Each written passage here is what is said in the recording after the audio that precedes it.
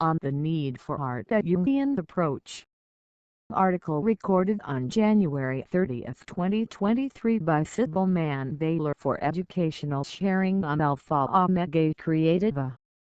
On the need for art, a Jungian approach. Article recorded on January 30, 2023 by Cybelle Manvailer for educational sharing on AlfaeOmegaCriativa. Article recorded on January 30, 2023 by Cybelle Manvailer for educational sharing on AlfaeOmegaCriativa. On the need for art, a Jungian approach. DOI. At description. Abstract. This article proposes to discuss the need for art production and consumption, and, therefore, the ontological reason why art is a fundamental part of our society, and why its manifestation is so natural to the point of being found in practically all cultures. With social organization, since the most remote times. In the logical development of this question, this reason goes through the very definition of what art is, and, taking into account the exhaustive attempts of several authors to solve the question without success, we chose in this work to approach the theme through Jungian psychology and platonic philosophy. The result is an analysis that is very different from the conventional treatment given to the theme, in which the object art is the center of attention. Here, the core of the study is the emotional result given between the subject and the object, which is the parameter that defines the status of art to any object. Keywords: art, philosophy of art, theory and aesthetics. Definition of art: art and psychology. Article recorded on January 30, 2023 by Cybelle Manvailer for educational sharing on AlfaeOmegaCriativa. 1. Introduction. What is art and why do we need it? This question, despite its apparent somewhat puerile character, contains in itself a great philosophical abyss from which our most modern technology has not been able to solve it. Starting with reflection which incites us to question the very necessity of art, we have to universe of suggestions for solving the theme is tortuous and full of pitfalls logics. The mishaps that thought goes through to try to define what it is more sensitive and particular it sounds so abstract that it seems effectively unsolvable. And attempts to escape such subjectivity include analyses under aspects alien to itself: technical, historical, sociological, economic, or anthropology, which seems to us, from a logical point of view, an argument limited, as it does not encompass the emotional characteristics inherent in both doing and aesthetic appreciation, since such points of view respond, at best, to the context of what we do with it, not why it exists. Reduce your intimate need, linking it to its use, also seems to be a mistake, and which invariably makes the answer complex and incomplete. However, this question begins in the previous instance, according to the formulation at the beginning of this introduction. What is art anyway? A small table below with the main classic definitions helps us in a broader view of the problem. Author. Citation. Source. 1. Author. Hegel. Quote, originated and engendered by the spirit, art and artistic works are of a spiritual nature, one awakening of the soul. This is, we are told, the end last of art too. Source: Hegel, GWF. Aesthetics Course, Beauty in Art. 2nd edition, Sao Paulo, Martins Fondas, 2009, p. 17. 1. p.32 2. Author Tolstoy. Quote, "Art is that human activity consisting of a man consciously convey to others the feelings he experienced, and these others to be infected by these feelings. Experiencing them to one art is not pleasure, consolation or fun. It is something grand. It is an organ of life humanity, which transmutes a rational consciousness of people into feeling." 2. Source Tolstoy, Leon. What is Art? Rio de Janeiro, New Frontier, 2016, p.61 p.210-2.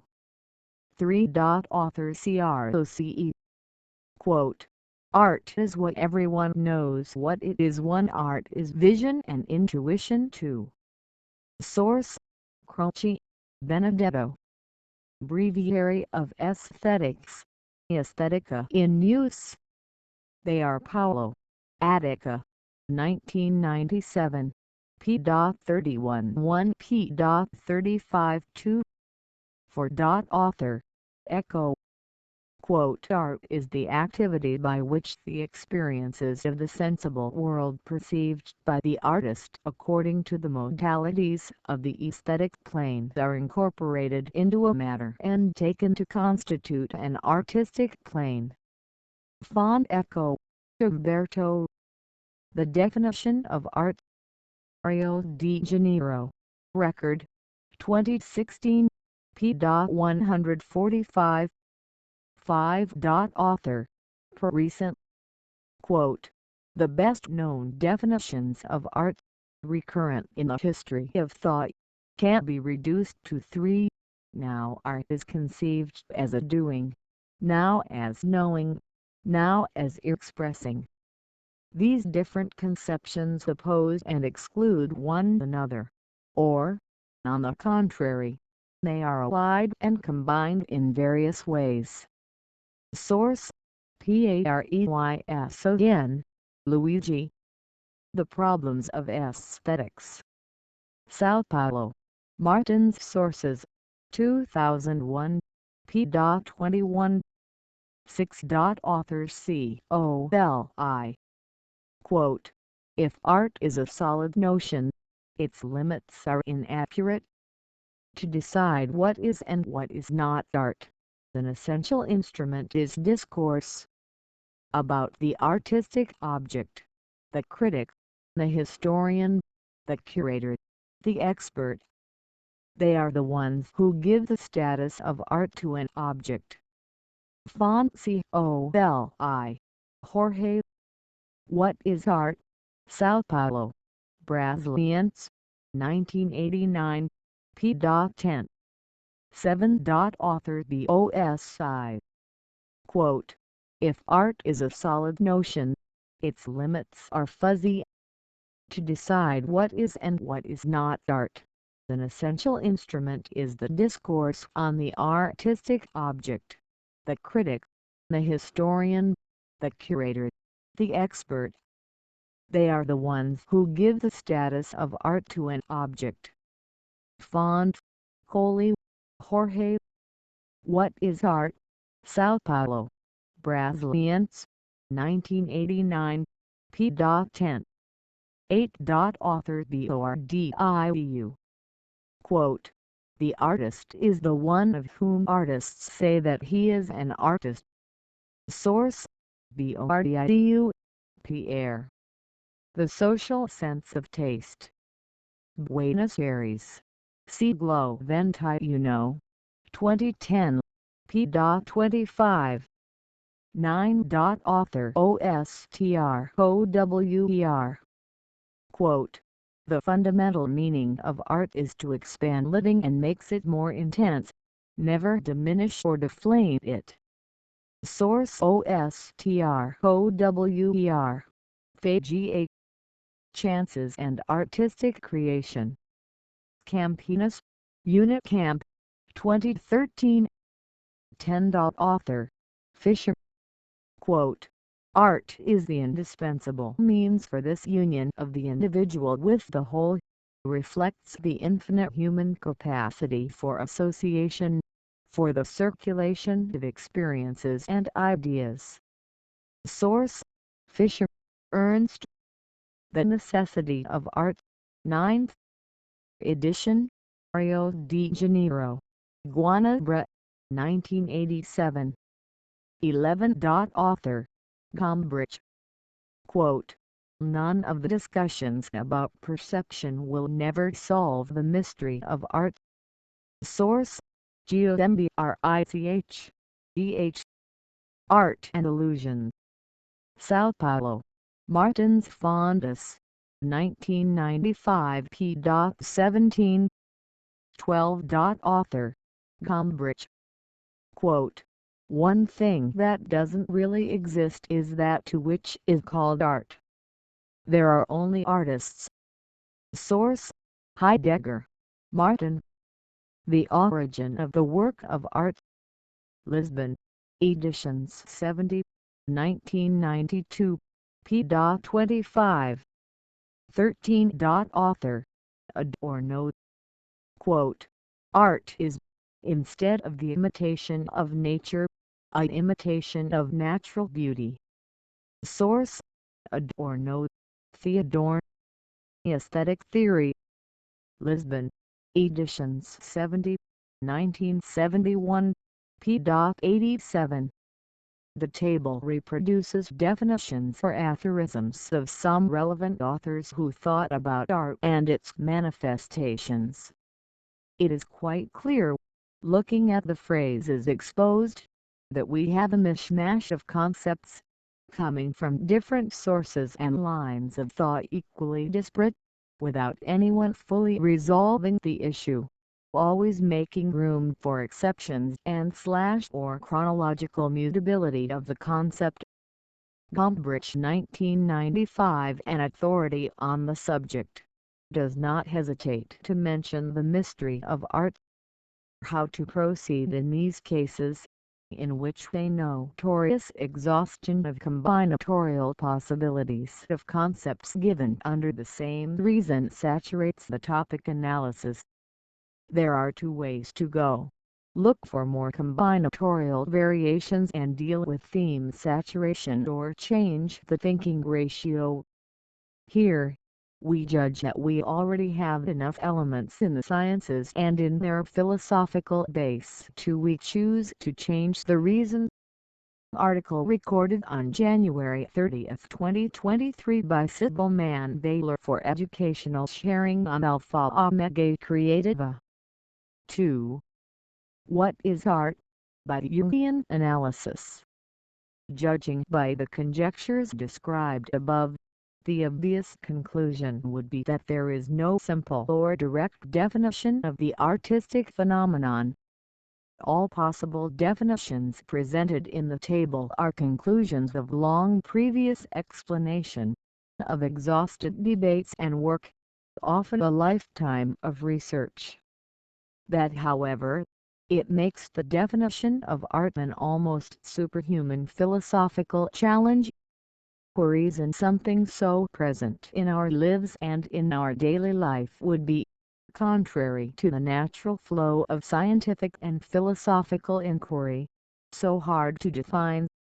And for actual or possible impossibility of saying what art is, the reason for its necessity, is therefore fatally committed to being clarified. A contradiction is established, since we all feel something in with regard to art. We experience something and we know that we are living. And yet, we cannot express this experience in a simple way. What curse is this? However, it is necessary to consider philosophical alternatives that allow us to dare thoughts outside the conventional vicious circle on the subject, notoriously ceasing to try to conceive art according to its objects of appreciation, but looking in the meanders of the instance that effectively gives existence to art, us. Therefore, when we speak of art, We speak first of an experience sensitive, notably an aesthetic experience. This is a key point that deserves be traversed, taking the center of attention away from the object art and placing it in the creator-appreciator individual. Recent already mentioned this in the following terms: the philosopher who intends to legislate in the artistic field, that, in any case, proceed without regard to the aesthetic experience, he becomes incapable of explaining the latter, and his reflection ceases to be philosophy to reduce itself to mere verbal play. Pareys 2001, p.3. Interestingly, despite this literal warning, few people dwell on the problem from the perspective of aesthetic experience, most often just tackling the issue. But trying to understand such an experience seems like the extremely reasonable alternative to pursue an investigation that one wants to scientific. Art, consensually, is a means of expression, but what makes it art are not the infinite variables with which it can manifest itself, but the relationship emotional we have with her. Well, since art is a genuinely human product, produced and shared only in our species, it is natural for us to ask what the characteristic that differentiates us from the rest of nature to allow the pleasure aesthetic, and we locate, by mere logical inference, since there is no better thesis, the psyche as responsible for this phenomenon. Art is a mental product. 1. It is idealized, produced and appreciated only and only in the instance of our mind. It feeds neither physically nor physiologically any part of our body, but at the same time supplies psychic energy to such a degree that we cannot. There is no society in the world that does not have some form of expression called artistic.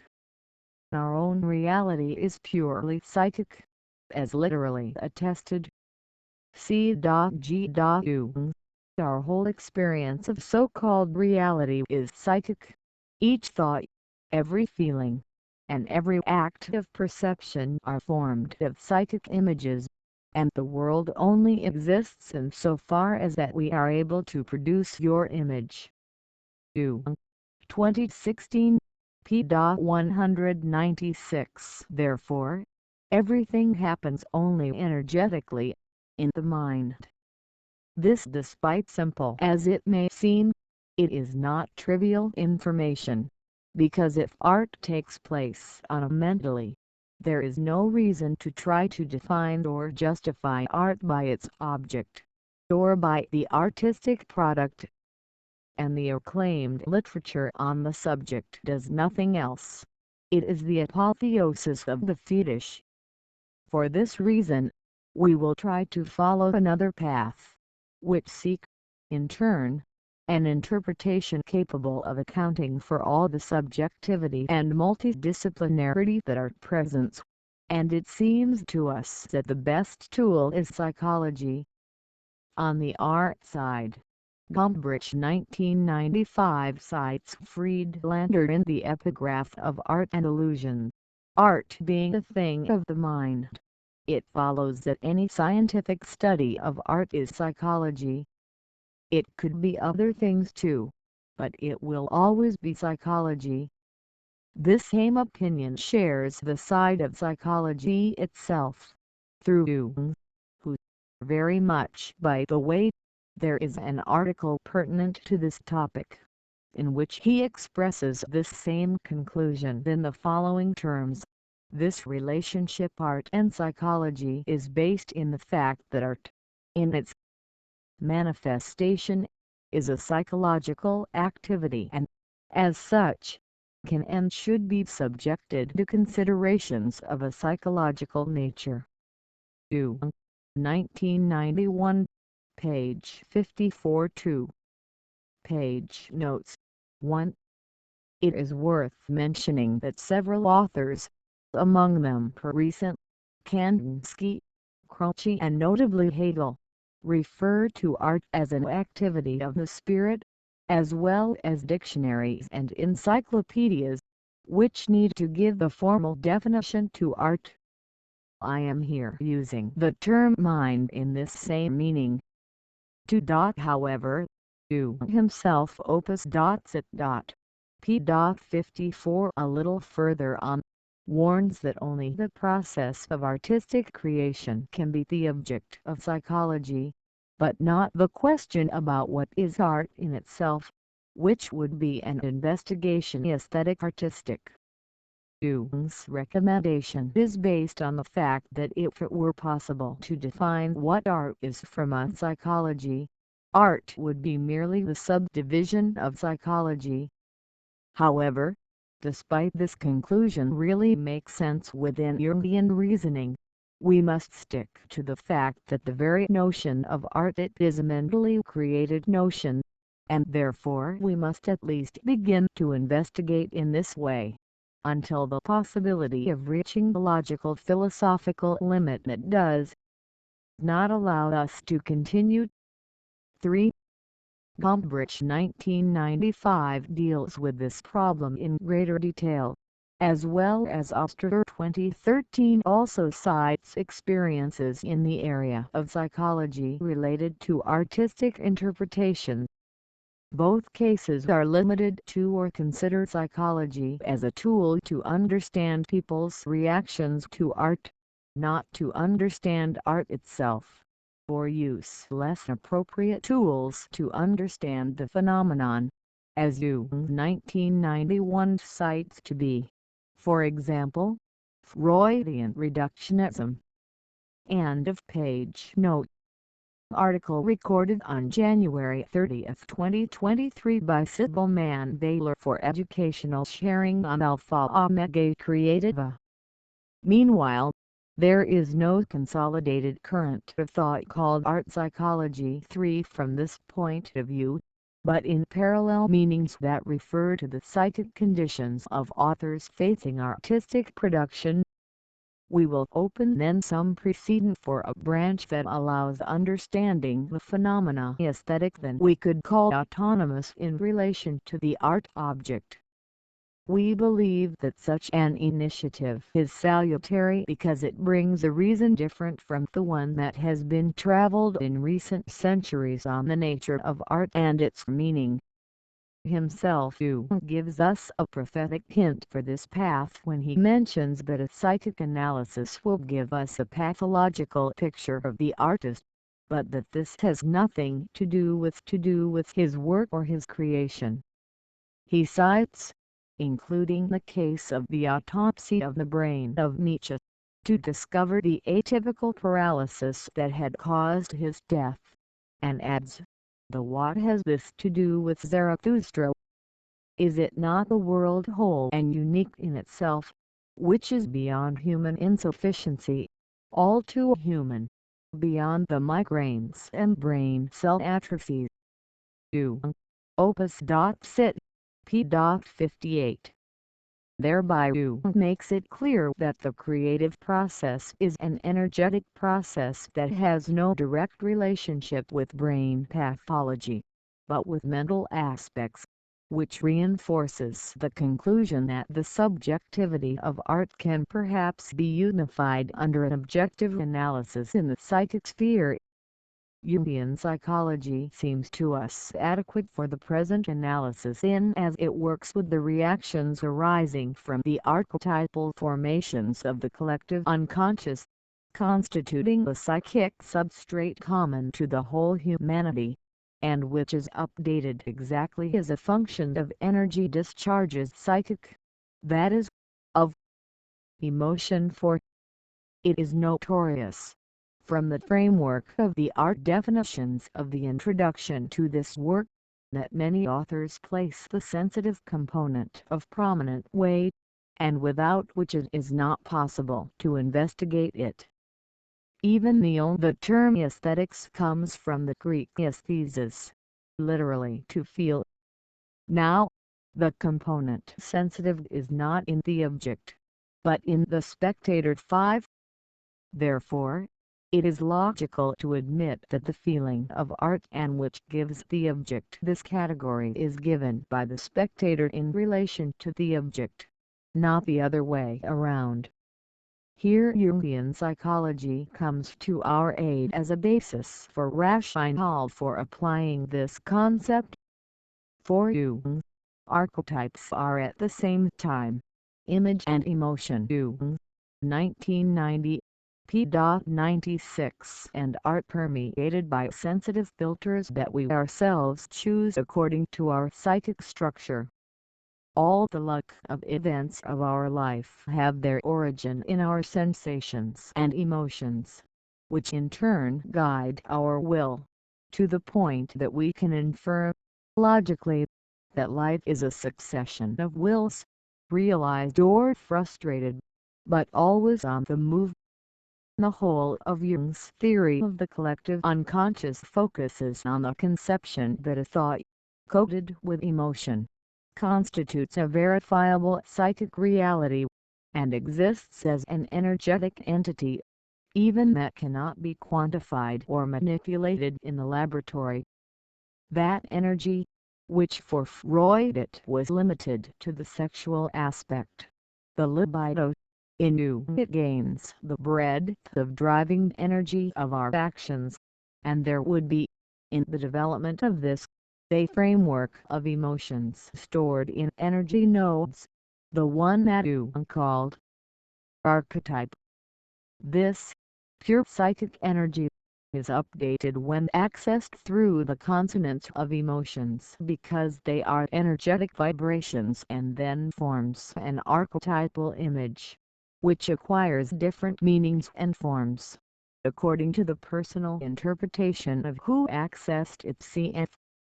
Jung, 1999, p.46-47.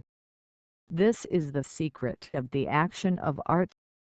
The creative process consists in an unconscious activation of the archetype and an elaboration and formalization of the finished work. Jung, 1991, p.71. Page note. For a more detailed description of this theme can be found in my previous work. Author, 2016. 5. The term spectator is used here as a metonym. Any other senses could be considered for aesthetic appreciation, listening, tactile, etc. Page note. FOM. All the luck of events of our life have their origin in our sensations and emotions, which in turn guide our will, to the point that we can infer, logically, that life is a succession of wills, realized or frustrated, but always on the move. The whole of Jung's theory of the collective unconscious focuses on the conception that a thought, coded with emotion, constitutes a verifiable psychic reality, and exists as an energetic entity, even that cannot be quantified or manipulated in the laboratory. That energy, which for Freud it was limited to the sexual aspect, the libido, in Jung it gains the breadth of driving energy of our actions, and there would be, in the development of this, a framework of emotions stored in energy nodes, the one that Jung called archetype. This, pure psychic energy, refreshes itself when accessed thus. The decoding of any image in this sense generates some kind of feeling, and this feeling has, in each individual, the measure of value sensitive, resulting from the greater or lesser approximation of similarity with the idea archetypal original from which it comes. The more universal the archetype, and the more the decoded and materialized form approaches the image of its model ideal, the more we will have the sensation of aesthetic beauty. That is, the artistic beautiful is not a fixed model, it is a sensation arising from the energetic recognition of the resemblance between an object and its ideal archetypal model, an operation that is purely psychic, and most often instinctive, unconscious. The unconscious seems to be driven mainly by instinctual tendencies, represented by corresponding thought forms, that is, by archetypes. Jung, 1990, page 78. Hence arises aesthetic pleasure, and with it a reasonable and simple explanation for the artistic phenomenon, once some kind of parameter is established that would allow the gradation of sensations of things between any object and a work of art. The difference would only be in the perception of your ideal archetype. For this analysis, and according to this reason, art would be a degree of mediation sensitive between the spectator and the object representing an idea. In other words, art is the parameter we give to something that represents an ideal. The interaction, therefore, does not take place directly between subject and object, but between the subject and the idea of which the object is a three-dimensional representative. Thus, we can infer that the object can be considered artistic to some degree, because the status of art is not in the object, but in this relationship that is established between the individual and the ideal object. 6. This is the reason why it is commonly used use of the word art when referring to something that is very pleasant, or very good and great. It becomes aesthetic. Thus, an unusual use is made, however termed, such as soccer art, culinary art, and even a more or less elegant demonstration of a mathematical axiom. How are you doing? Sensation could be aroused if there were no model for comparison. All this digression is also found between the lines of philosophy. Platonic, the archetype, being a real entity, has full energetic form, and which we may call, in this pure state, the ideal.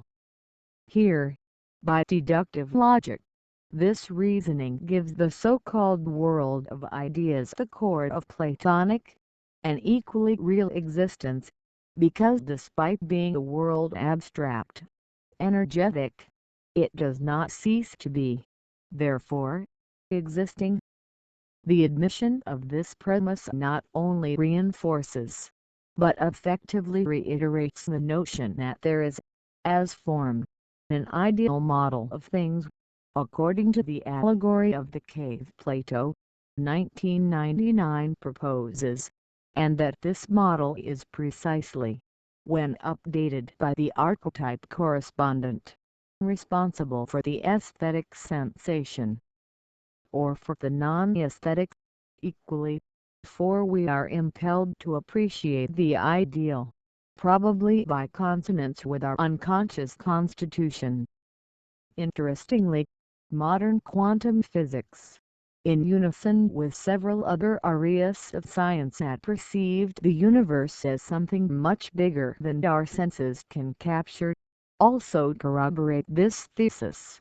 If our universe is made up of two complementary worlds, and if the physical world contains everything that is in the physical dimension, what quantum virtual world must contain all the elements of other possible dimensions. According to this interpretation, it is in the world quantum virtual environment that are, among other things, the objects' potentials that, when observed, manifest in the physical world. Everything that we can think or imagine already exists in form, latent in the quantum world. The AndREDTA, 2010, p. 120-124. And also biology. The universe could be a complex waveform that the senses transform into three-dimensional illusions. But if so, Plato was right about reality, namely, that only we see your shadow. Citro, 2014, p. 251. From the side of psychology, also comes to the same conclusion. The fact is that certain ideas occur everywhere and in all epochs, and may form spontaneously, regardless of migration and tradition, are not created by individual, but simply occur to him, and even break out, so to speak, in the individual consciousness. What I just said is not Platonic philosophy, but empirical psychology. Jung, 2016, p. 75. And, finally, the position of art itself. In the voice of Combridge, what a painter investigates is not the nature of the physical world, but the nature of our reactions to that world. He don't know concerned with causes, but with the mechanism of certain effects. His problem is of a psychological nature. It is a question of conjuring up a convincing image despite the fact that no isolated tone corresponds to what we call reality. Jungian, 1995, page 54. Article recorded on January 30, 2023 by Cybelle Manvailer for educational sharing on AlfaeOmegaCriativa. Once we understand art as a feeling of pleasure arising from the contemplation of the representation and therein lies aesthetics in relation to its ideal model, we can establish a ludographic that will be able to help us in the understanding of the various possible degrees of emotional relationship with an object. Grade. Classification. Features. Grade 4. Classification. Masterpiece. Characteristics.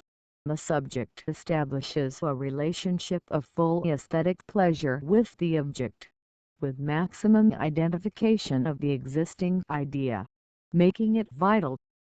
In general, these are works that work with more universal archetypes, and therefore they are consensual, although not watertight. Grade 3. Classification. Work of art. Characteristics. The subject relates in a sensitive way with the object, in different gradations. Something about him draws attention beyond his conventional form or utility. There is pleasure in beholding that idea, whether it comes from ordinary stimuli of the five senses, either by cerebral articulation.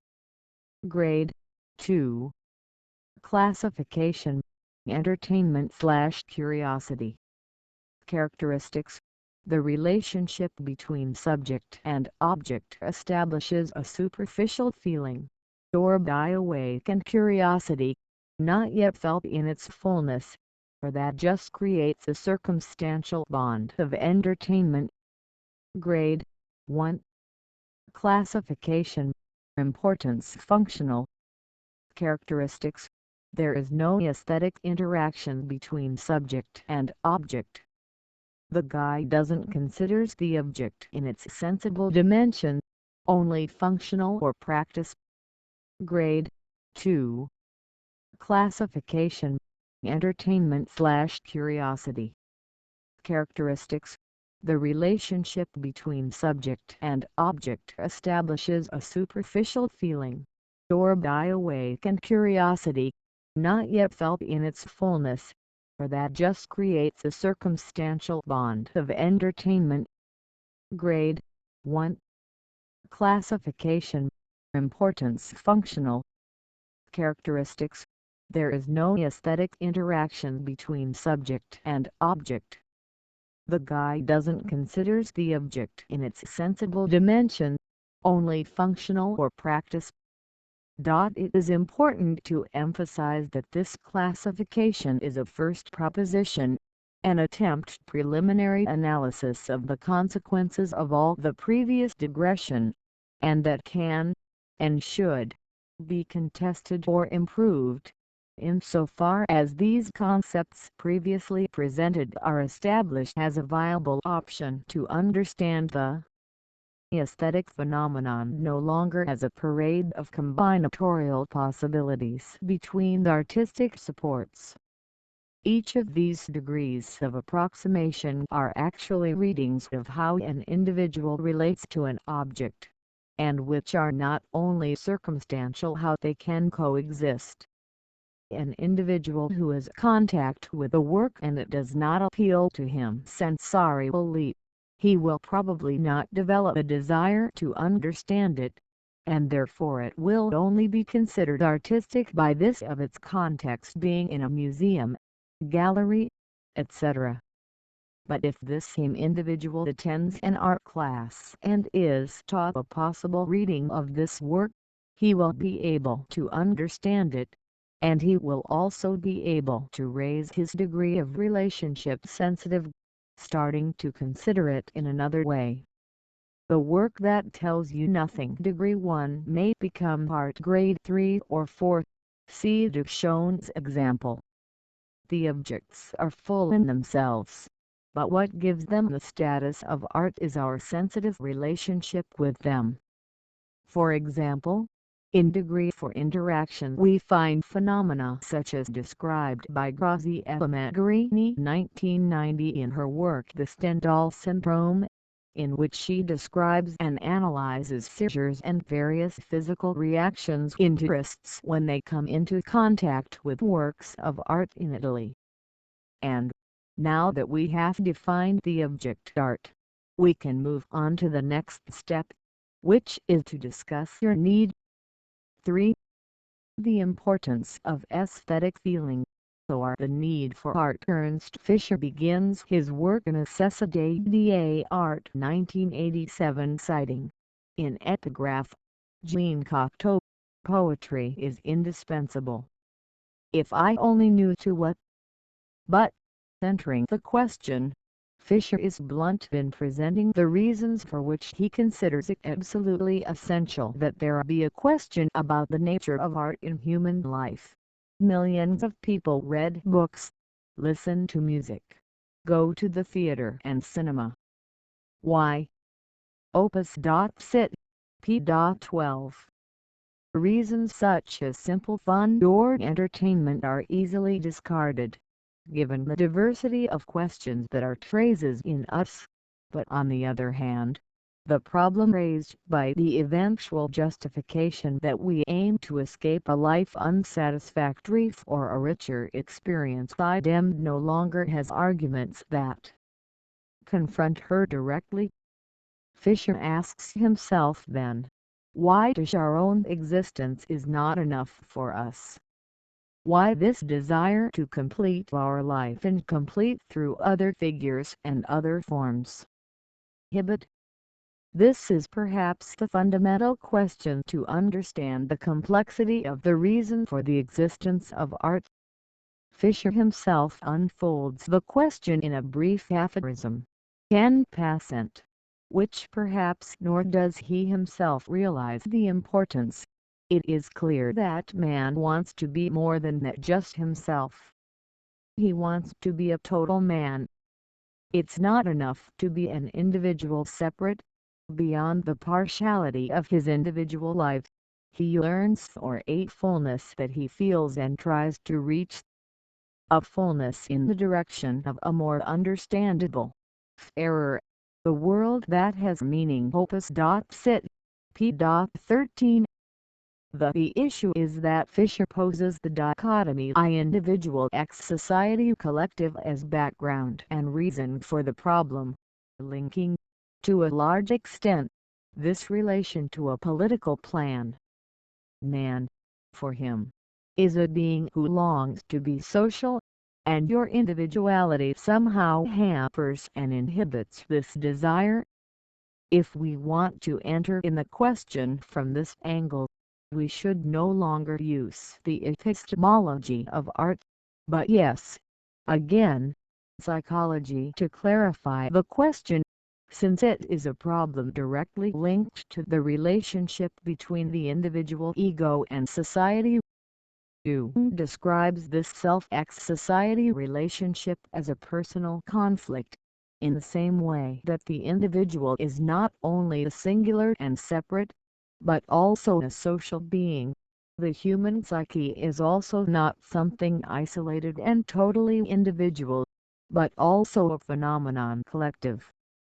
And just as certain social functions or instincts are opposed to the interests of particular individuals, so the psyche human life is endowed with certain functions or tendencies which are opposed to individual needs. 2. 1987. p. 22. Therefore, contrary to what Fisher proposes, psychology gives us answer is an inherent conflict between self and society, or between the inner psyche versus outer psyche. The first thing to discover is how difficult it is to discovery of one's own individuality. Opus. Sit. p. 30. The entire Jungian analysis leads us to understand that we intuitively seek a healthy balance for this dichotomy, since we recognize, in a very little conscious way, that we are unique and autonomous individuals, and thus the need for reconciliation of the individual psyche with the collective psyche. In an analysis yet before the Jungian one, Freud already based all the complexity of the psyche on the question of repression, highlighting that our psychological complexes come exactly from this clash, since we have an individual will that needs to be satisfied, and an external context that regulates our actions.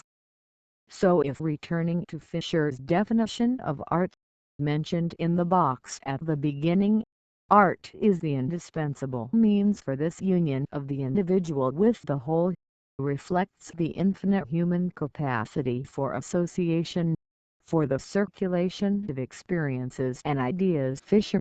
Opus. Sit. p. 13. If we understand this definition considering this regulating balance between the self and society, the inner and outer psyche, there we have a valid definition.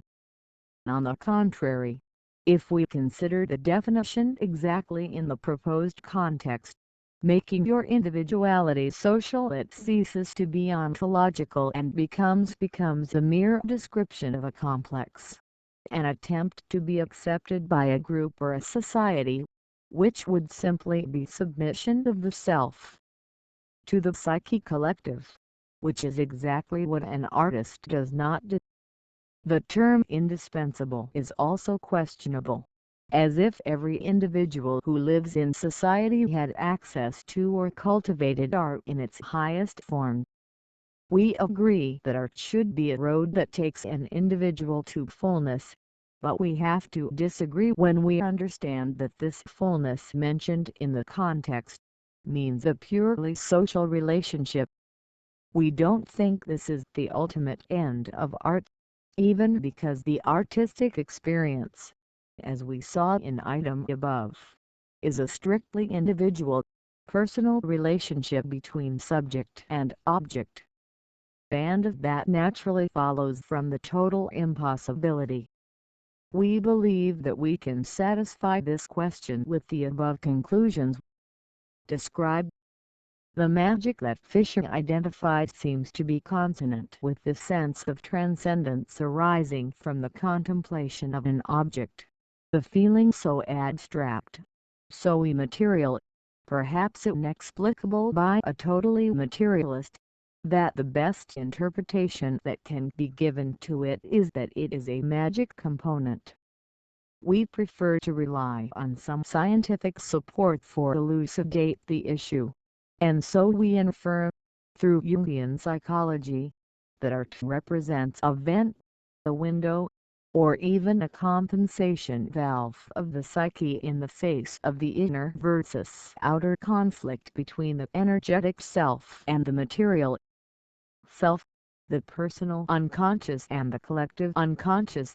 The true work of art even has a special meaning in the fact that of being able to break free from the insurmountable constraints and difficulties of anything personal, rising beyond the ephemeral of the just personal, Jung, 1991, p. 60. For conclusion, as we have seen, Platonic philosophy outlines a very interesting context about why we are attracted by an aesthetic feeling. We have the unconscious parameter that there is an ideal model expressed by the good, beautiful and grandiose in the forms we know, and, at the intersection of this concept with the Jungian psychology, a veritable ocean of possibilities presents itself to articulate the most diverse reasons for the necessity of art, all of them equally based on our own mental structure. The most obvious proposition in this case is the one that justifies the very reality of an unconscious life, that is, the series of experiences of which we do not know the origin, but which are part and it is a living component of our existence. Unconscious life would be very difficult to justify if it were not the evident feeling of incompleteness of being that we all experience, and that artists, precisely because they are artists, experience in a much more intense. The perception that we live in a three-dimensional prison, limited by time and space, to which is added the vivid feeling that our acts are not free, but regulated by external forces, social pressures, legislation, religious dogmas, cause us emotional resistance that our complex existential ego, superego, to use Freudian terminology, needs to resolve, bringing all sorts of complexes that psychology is well aware of, and that in cases more critics develop psychopathies and neuroses, common in our society contemporary. This duality, most often conflicting between external forces, present in the consciousness, and the internal ones, present in the unconscious personal or collective, is strongly evidenced in Jung's assertion that experience in the field of analytical psychology has shown us abundantly that the conscious and the unconscious are rarely according to their content and trends. That lack of parallelism is due to the fact that the unconscious behaves in a compensatory or complementary way in relation to the conscience. Jung, 2000, p. 67. Note on page 7. Jung, in the same paragraph, also poses the same question by reversing the orders. Consciousness behaves in a compensatory manner in relation to the unconscious. End of page. Note. Precisely because of this, there is a natural search for a balance of psychic forces. To minimize this inherent conflict, which often translates into the pursuit of pleasure in the sense of grandeur of an archetypal ideal, expressed by example, in the work of art, since few everyday acts, whether now or individuals in our social circle, translate this grandiosity. Behold the beauty aesthetics, and that's food for the spirit. In this sense, the artist's role is also, of course, elucidated for the same reason, because people endowed with creative qualities have a natural permeability dividing wall between conscious and unconscious. Idem.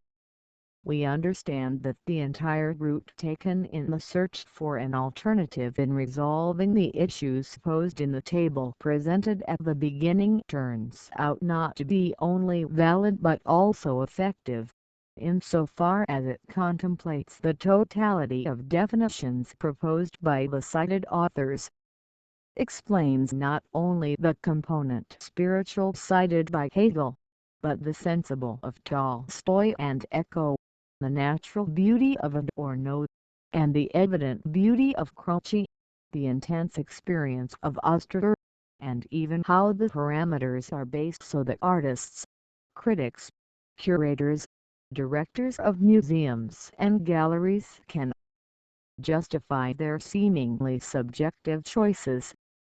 Article recorded on January 30, 2023 by Cybelle Manvailer for educational sharing on AlfaeOmegaCriativa.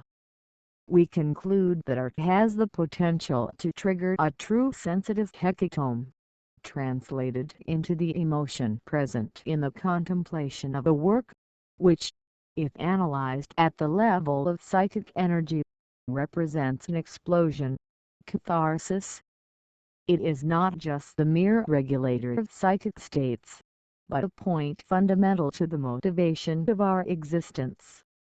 We are fatally compelled to seek that feeling, whether through art or through some other ecstasy, religious or even sexual, and so we have that art constitutes a vital energy to the flow of sensations and emotions that we commonly call life.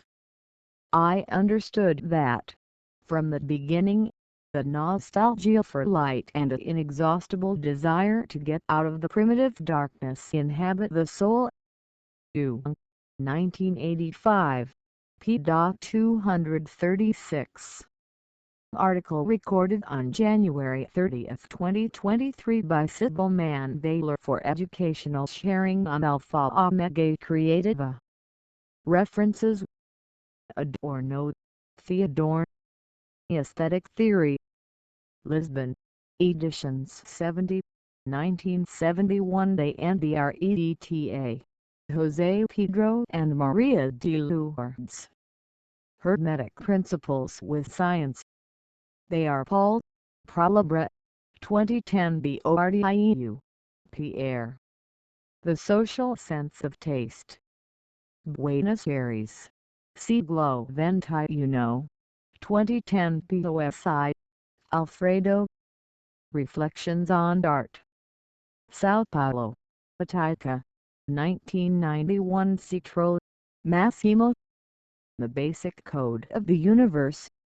Sao Paulo, Culture.